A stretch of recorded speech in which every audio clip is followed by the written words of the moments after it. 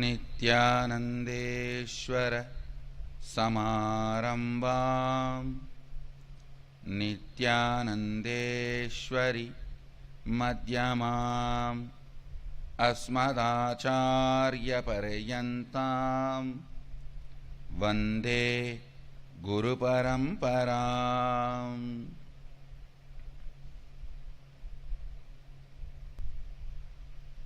உங்கள் அனைவரை வணங்கி வரவேற்கின்றேன். நித்திய கிரியா யோகம். கிரியை அப்படிங்கிற இந்த வார்த்தையை புரிந்து கொள்ளுங்கள். நம் எல்லோருக்குள்ளும் இருக்கின்ற மிகப்பெரிய சக்தியை விழிக்க வைக்கின்ற அறிவியலுக்குத்தான் கிரியைன்னு பேரு.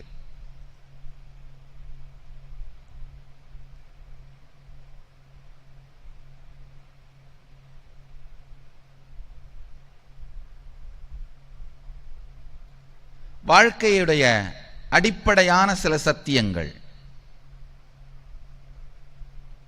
நீங்கள்லாம் நினைக்கிற மாதிரி இந்த வெறும் உடம்பு கிடையாது. நீங்கள் இந்த உடம்பு உங்களுடைய 5இல் 1 பாகம்தான். 5இல் 1 பாகம்தான் இந்த உடம்பு. ஸ்தூல சரீரம், அதாவது இரத்தமும் சதையும் எலும்பாலுமான இந்த உடம்பு, இது உங்களுடைய 1 பாகம்தான். இதனுடைய சுகம் துக்கம், இதனுடைய நன்மை கேடு, இது உங்கள் வாழ்க்கையோட 1 பாகம்தான். அதனால தான் இந்த 1 பாகத்தை எப்பவும் சுகத்திலேயே வச்சிருந்தீங்கன்னா கூட வாழ்க்கையில முழுமை இருக்காது. ஏன்னா உங்களுடைய 1 பாகத்தை தான் சுகத்தில் வச்சிருக்கீங்க. 1 பாகத்தை சுகத்தில் வச்சா மட்டும் வாழ்க்கை சுகமாகி விடாது. உங்களுடைய 5 பாகங்கள் நல்லா தெரிஞ்சுக்கோங்க. உங்களுடைய 2வது பாகம் உங்க பிரீதிங் ஸ்ட்ரக்சர், அதாவது சுவாச ஓட்டம்.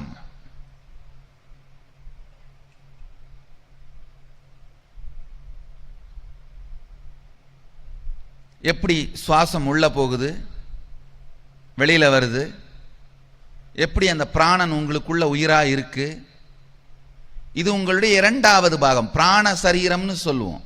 இந்த உடம்பு மாதிரியே அது உங்களுடைய 1 பாகம். 3வது பாகம் உங்களுடைய எண்ண ஓட்டம், மனம். காரணம் இல்லாம 24 மணி நேரம் ஓடிக்கிட்டே இருக்கும். பாருங்க, ஏன் ஓடுது, எதுக்கு ஓடுது, என்ன பண்றீங்க, எதுவும் தெரியாது.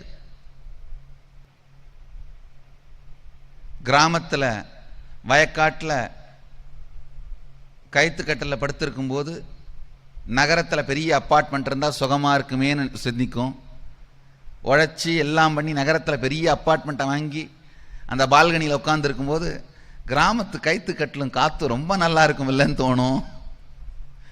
ஏன் தோணும், எதுக்கு தோணும், எதை எப்ப சிந்திக்கும், எதுவுமே தெரியாத உள்ள ஓடிக்கிட்டே இருக்கிற மனம், மன சரீரம், அது 3வது. உணர்ச்சிகள், மனதுக்கும் ஆழமான உணர்ச்சிகள். உணர்ச்சிகள் 4வது. அத விஞ்ஞானமய கோஷம்னு சொல்வோம். விஞ்ஞானமய சரீரம். 5வது வாழ்க்கையில் நீங்க எப்பவாவது மட்டும் அனுபவிக்கிற ஆனந்தம். நீங்கள் கலப்படம் இல்லாத தூய்மையாக நீங்களாகவே இருக்கின்ற இடம். நல்லா புரிஞ்சுக்குங்க. இந்த 5 சரீரங்கள் கோஷம்னு சொல்லுவோம். கோஷம் சரீரம் அப்படின்னா ஒண்ணுதான். இந்த உடம்பு எலும்பாலும் இரத்தத்தாலும் சதையாலும் மஜ்ஜையாலும் ஆன இந்த உடம்பு, அது அன்னமய கோஷம், ஸ்தூல சரீரம். உங்களுக்குள்ள ஓடுற சுவாச ஓட்டம்,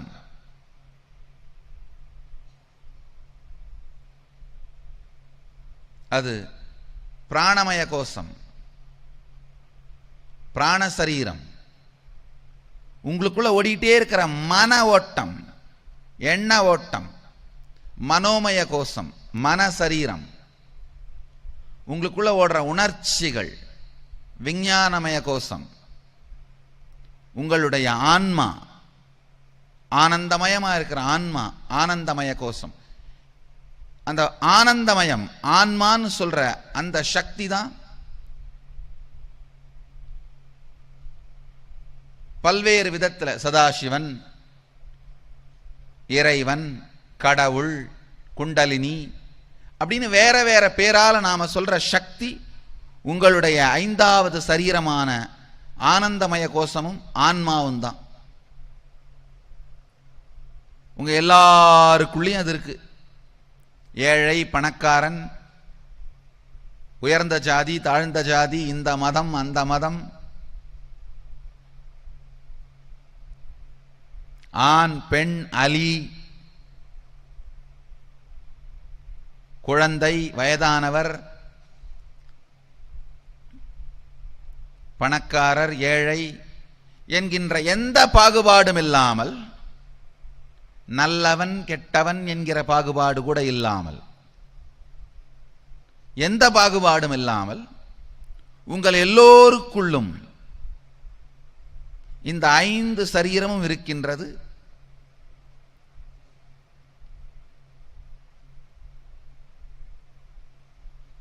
யாரெல்லாம் அந்த சக்தியை, 5வது சரீரமாக இருக்கிற குண்டலினி சக்தி, ஆனந்தமய கோஷத்தை விழிப்படைய செய்து நடைமுறை வாழ்க்கையில் உபயோகப்படுத்துகிறார்களோ அவர்களெல்லாம் வெற்றி அடைகிறார்கள்.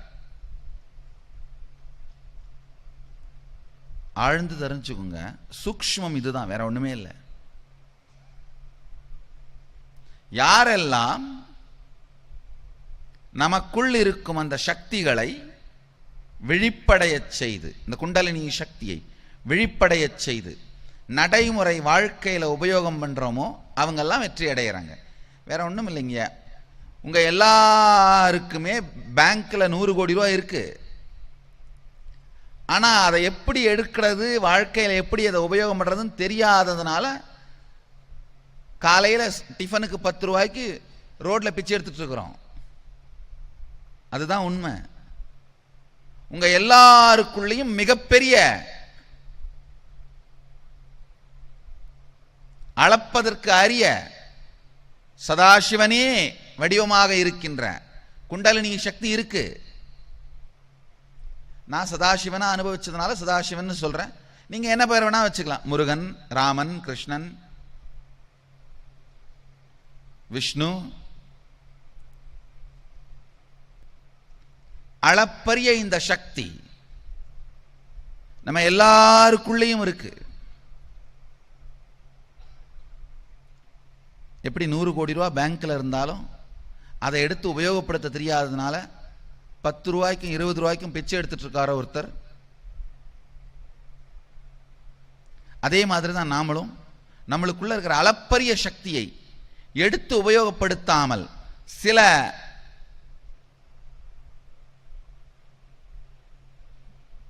சிறு சிறு செயல்களுக்கு கூட, ஒரு சாதாரண தலைவலி வயிற்று வலிக்கு கூட யாராவது தீர்வு கொடுக்க மாட்டாங்களான்னு டாக்டரா ஏறி இறங்கிட்டு இருக்கிறோம்.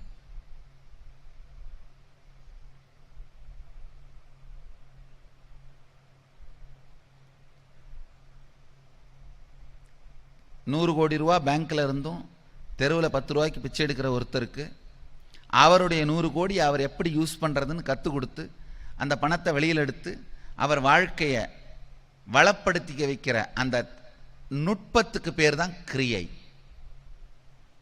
அவருக்கு நாம் அதை கற்றுக் கொடுக்கறது தான் கிரியை. அதே மாதிரி தான் உங்களுக்குள்ள இருக்கிற அளப்பரிய குண்டலினி சக்தியை எடுத்து உங்க தினசரி வாழ்க்கையில் உடல் நலமாகவும் மனநலமாகவும் இனிமையான உறவுகளாகவும் ஆனந்தமாகவும் நீங்க எப்படிலாம் அதை வெளிப்படுத்தணும்னு நினைக்கிறீங்களோ. சில பேர் 100 கோடி ரூபாய் இருந்தால் பெரிய ஒரு வீடு கட்டி கார் வாங்கிப்பாங்க. சில பேர் வீடு கட்டி கார் வாங்கி வயல்வெளி தோட்டமெல்லாம் வாங்கி போடுவாங்க. சில பேர் எதுக்குப்பா வேலை, பேங்க்ல இருக்கட்டும், வர வட்டியில் சாப்பிட்டுட்டு இருக்கலாம்னு படுத்திருப்பாங்க. எப்படி வேணா பண்ணலாம். ஆனால் அதை உங்கள் வாழ்க்கையை வளப்படுத்துவதற்கு உங்களுக்கு கற்றுத்தரும் நுட்பம் தான் இந்த கிரியை. உங்களுக்குள்ள பொங்குற சக்தியை, எப்போதும் இருக்கின்ற குண்டலினி சக்தியை வெளிப்படையச் செய்து நீங்க அதை உங்கள் வாழ்க்கையில் உடல் நலமாகவும் மனநலமாகவும் பொருளாதார வளமாகவும் இனிமையான உறவுகளாகவும் ஆனந்தமாகவும் உபயோகப்படுத்திக் கொள்வதற்கு, அதை வாழ்வதற்கு உங்களுக்கு கற்றுத்தரும் நுட்பம் தான் இந்த கிரியை. அதுதான் நித்திய கிரியா யோகம். இந்த 5 சரீரத்தையும் தன்னுடைய கட்டுப்பாட்டில் வைத்திருப்பவர்கள் தான் 5ஐயும் ஆள்பவர்கள். பாஞ்சாலின்னு மகாபாரதத்தில் ஒரு வார்த்தை உண்டு. திரௌபதிக்கு பாஞ்சாலின்னு பேரு. இந்த 5 சரீரம் தான் 5 பாண்டவர்கள்ங்கயா. ஸ்தூல சரீரம் பீமன், பிராண சரீரம் அர்ஜுனன், மனசரீரமும் விஞ்ஞானமய கோஷமும் அதுவும் தான் நகுல சகாதேவன், ஆனந்தமய கோஷம் தான் யுதிஷ்டிரன். 5ஐயும் ஆள்பவள் பாஞ்சாலி.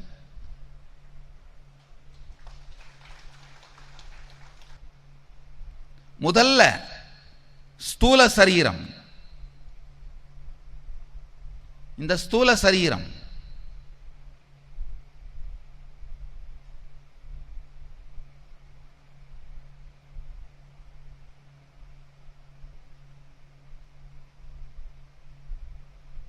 பிசிக்கல் பாடின்னு இங்கிலீஷ்ல சொல்லுவோம், அன்னமய கோஷம். இந்த சரீரத்தில் உங்கள் குண்டலினி சக்தி முழுமையாக இயங்காமல் தடைபடுவதற்கான காரணம் உங்களுடைய பயம் சார்ந்த மன அமைப்புகள். வாழ்க்கையில எதை தொடங்கணும்னாலும் பயம். புதுசா ஒரு பிசினஸ் பார்ட்னர் வராரு, ஆனா வெளியூர் பிசினஸ், வெளியூர்ல போய் ஆரம்பிக்கலாமா வேணாமா, பயம்.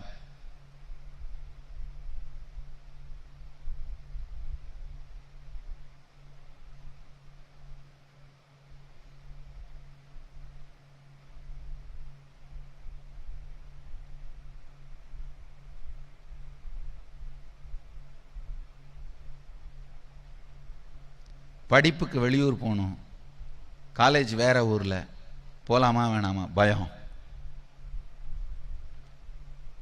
எதுக்கெடுத்தாலும் பயம். இது என்ன ஆகும், அது என்ன ஆகும், பயம் பயம் பயம். சிந்தனை ஓட்டமே பயம் அப்படிங்கிற அந்த அணையில் தடைபட்டு வாழ்க்கையே முடங்கி போயிருது.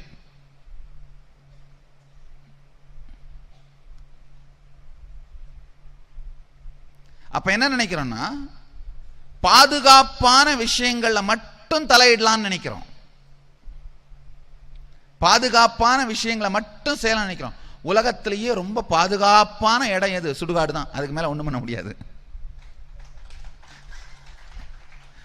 ரொம்ப பாதுகாப்பா இருக்கணும்னு நினைச்சீங்கன்னா எதுதான் பெஸ்ட் இடம்? சுடுகாடு தான். நம்ம வாழ்க்கையே அப்படிதான் அமைச்சுக்கிறோம். பாதுகாப்பு என்கின்ற பெயராலே